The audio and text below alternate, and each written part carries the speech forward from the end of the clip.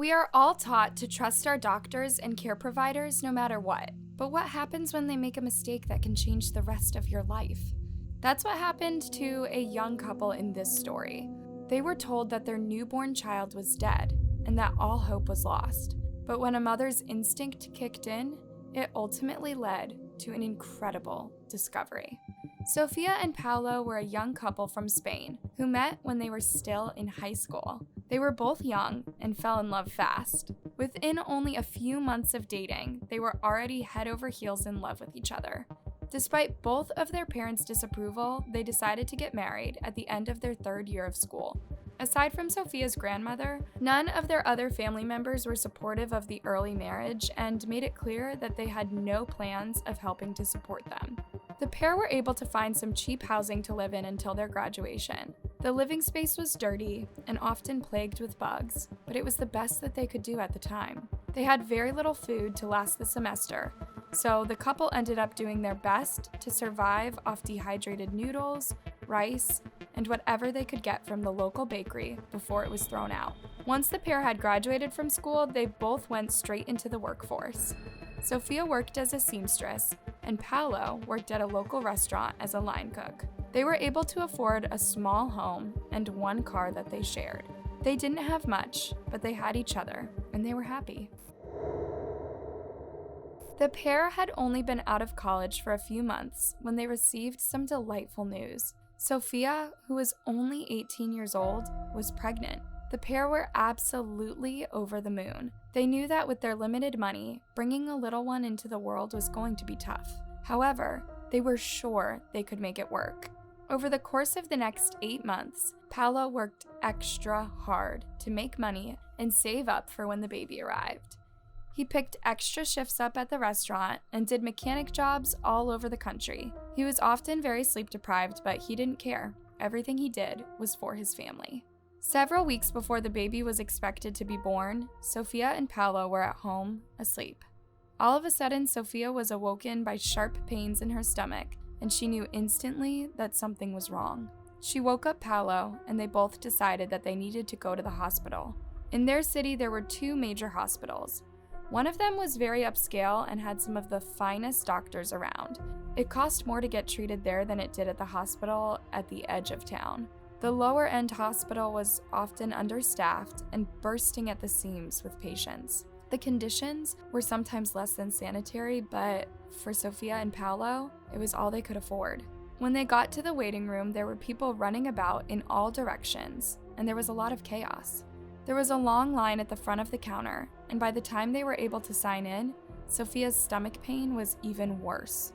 She collapsed on a nearby couch and began screaming out loud. Paolo ran around, trying desperately to get the attention of one of the busy staff members. Nearly half an hour passed before Sofia was finally loaded into a wheelchair and taken back to a room. A doctor quickly checked her over and determined that she was in active early labor. Their baby was coming, and it was coming now. With tears streaming down her face, Sofia followed the doctor's instructions to begin to push. It was already too late to administer any medication to help with the pain, so she was screaming in agony. Paolo stood by her side, completely terrified and with no idea how to help his wife. The first sign that something was wrong was the doctor asking the nurse to go get backup. The doctor was whispering to the other nurses in the room, explaining how the baby was breached. There was a flurry of activity, and before long, the doctor was telling Sofia to push as hard as she could. Paolo gasped as he watched his child come into the world. "He's here, it's a boy," he announced to his exhausted wife. As excited as he was, he could tell by the energy in the room that something was very wrong. The doctor had quickly cut the umbilical cord, and a nurse rushed the baby out of the room. Sofia was getting hysterical, begging someone to tell her where her baby was being taken and what was going on. No one could tell either of the parents anything. All Paolo could do was hold his wife's hand and wipe away the tears as the minutes ticked by, so painfully slowly. Where was their baby? And was he okay?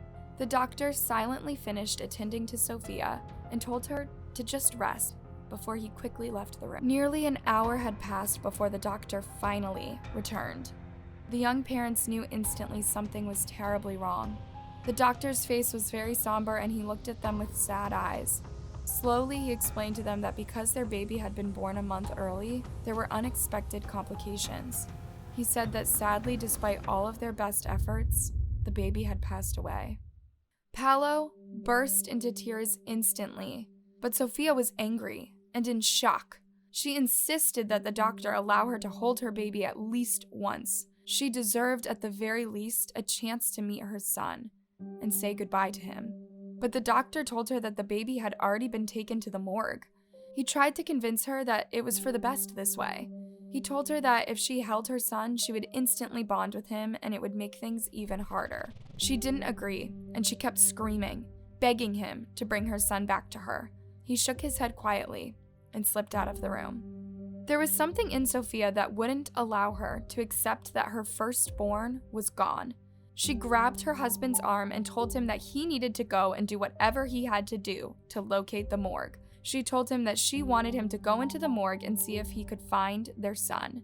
She wanted him to bring their baby to her, even if he was dead. Paolo was very skeptical. He had believed the doctor when he told them that the child was gone. But what was he supposed to do? He couldn't say no to his grieving wife who had just given birth, so he told her he would do the best he could. Paolo left the room without any real direction in mind. Every staff member he passed was too busy to stop to answer any of his questions. He ended up going to an information desk and asking the clerk for directions to the morgue.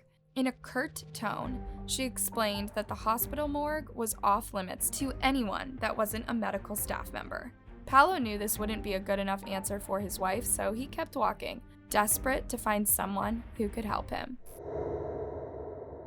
Several hours later, just when he thought he was going to have to give up and go back to his wife's hotel room, Paolo spotted a custodian mopping the floor. He took a deep breath and decided to give it his best shot. He approached the man and explained the situation that he and his wife were going through. He assured him that he didn't want to get him in trouble. He just desperately wanted a chance to be reunited with his son. The custodian sighed and looked into Paolo's eyes. He could see that this was someone who was greatly struggling. He set down his mop and gestured for Paolo to follow him down a nearby staircase. In silence, the pair walked down further and further until at last they reached the lowest level of the hospital. The man swung the door open and allowed Paolo to slip through before he disappeared back inside. Paolo shivered as he adjusted to the freezing cold room. The smell of death was in the air and he couldn't have been more terrified. He made his way through row after row of dead bodies, his heart pumping faster and faster as he went. Most of the bodies were clearly that of adults, and he walked by them quickly, hoping to see a sign of his son. He had made his way about halfway through the morgue when all of a sudden, he heard the sound of a baby crying. At first, Paolo thought he was just imagining the sound. After all, it had been a very difficult past 24 hours, and he had very little sleep. Had he completely lost his mind? He shook his head, attempting to clear his muddled thoughts. Did he want to see his son so bad that he tricked himself into hearing the cry? But the further he walked, the louder the cry became. He followed the cry to a nearby clinical-looking table with several drawers. When he pulled upon the first drawer, he saw a sight that chilled him to the bone. He instantly recognized the child immediately to be his. It was the same baby that he had watched the doctor pull out of his wife hours earlier. The child had the same wild black hair as Paolo and the same gentle face features of Sophia. The baby had a blue tint to his skin, likely from the cold, and was wrapped in only a thin white sheet. Besides the fact that he looked absolutely freezing, the baby appeared to be mostly okay. Paolo picked the baby up, tucked him into his coat, and quickly took him up to Sophia. When he handed the child to Sophia, she burst into tears immediately. Relief unlike anything she had ever experienced washed over her, and she clung to her husband, thanking him for saving her child's life. She kept saying that she knew her child was okay, and she believed she had been lied to by the doctor. A mother's intuition is never wrong. The pair requested a new doctor who eventually came in to have a look at the child, whom the couple had named Alejandro. Alejandro was suffering the beginning stages of hypothermia due to the amount of time he spent outside in the cold, but overall he was okay. In only a couple of weeks' time, the pair were able to bring their son home.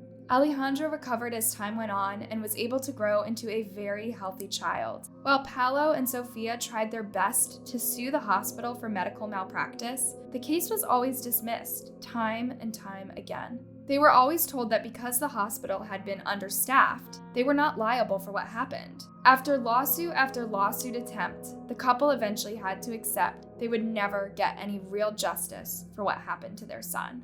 This couple was able to find a happy ending to their terror story. How many parents do you think have been separated from their children for good?